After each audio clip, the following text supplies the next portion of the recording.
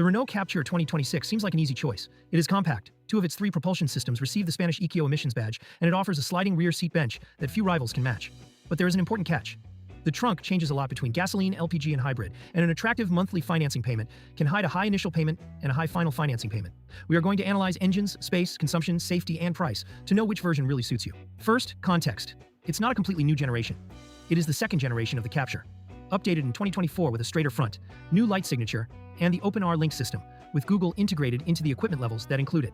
The most important novelty in the propulsion systems for 2026 is the 160 horsepower E-Tech full hybrid, which replaces the previous 145 horsepower. It incorporates a new 1.8-liter gasoline engine, 1.4 kilowatt-hour battery, and improves performance and consumption. Furthermore, the car is manufactured in Valladolid. In Spain, the current range offers gasoline TCE 115 with manual transmission, Eco-G 120 gasoline and LPG also manual, and full hybrid E-Tech 160 automatic.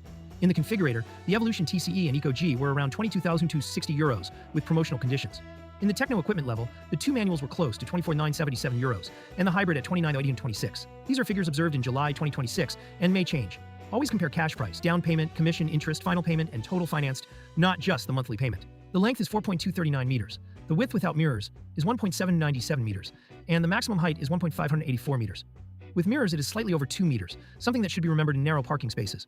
The wheelbase is 2.639 meters, and the ground clearance is 169 millimeters. It is a practical size for the city, but its larger diameter wheels can make tires more expensive and reduce comfort. Before choosing them, test a bumpy street and measure your garage with the outside mirrors deployed. Inside, the design is modern, and the main controls are quick to understand. OpenR Link can include Google Maps, Google Assistant, and Google Play apps, plus phone mirroring. However, the screen navigation, cameras, and assistants depend on the equipment level. Please check the exact car and configuration, not the catalog photo.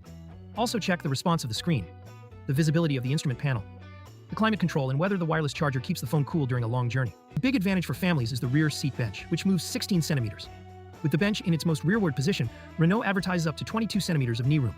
Sliding it forward increases the trunk and decreases legroom. Two adults travel reasonably well, while the rear center seat is narrower. If you use child seats, take yours for the test. Check ISOFIX anchors, angle of the doors, length of the support leg of the child seat, and space for the front passenger. That verification is worth more than any figure. Here's the decisive difference. With the bench in its rearmost position, the TCE offers 484 liters VDA. With the bench forward, 616 liters. The full hybrid drops to 348 and 480 liters, and the Eco-G to 355 and 487, because the batteries and the LPG tank occupy the space located under the trunk floor.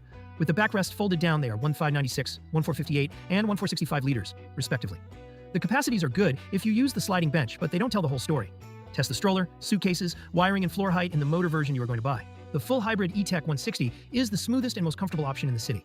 It combines the 1.8-liter engine with two electric motors and a 1.4 kilowatt-hour battery. No need to connect to a charger. It accelerates from 0 to 100 kilometers per hour in 8.9 seconds and has an official consumption of 4.4 liters per 100 kilometers from 98 grams of CO2.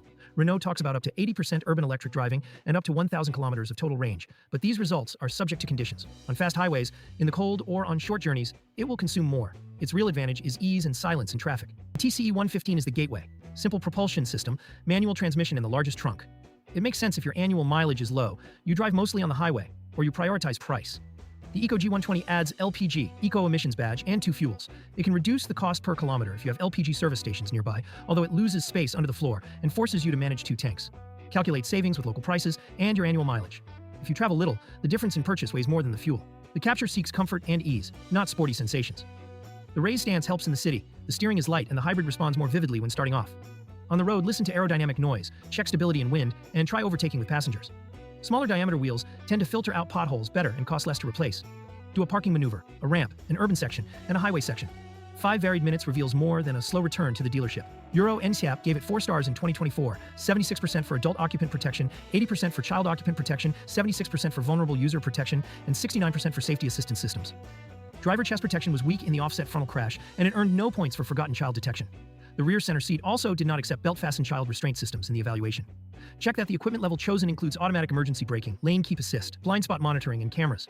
Add insurance, tires, periodic maintenance, and possible financing before comparing. Verdict: yes, the Renault CAPTUR 2026 remains a very practical small SUV, especially due to its sliding bench, its city-friendly size, and a straightforward powertrain lineup.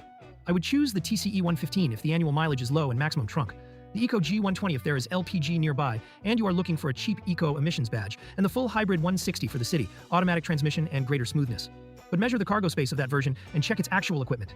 Compare it to Toyota Yaris Cross, Hyundai Kona, Peugeot 2008, Volkswagen T-Cross, Seat Arona, and Dacia Duster.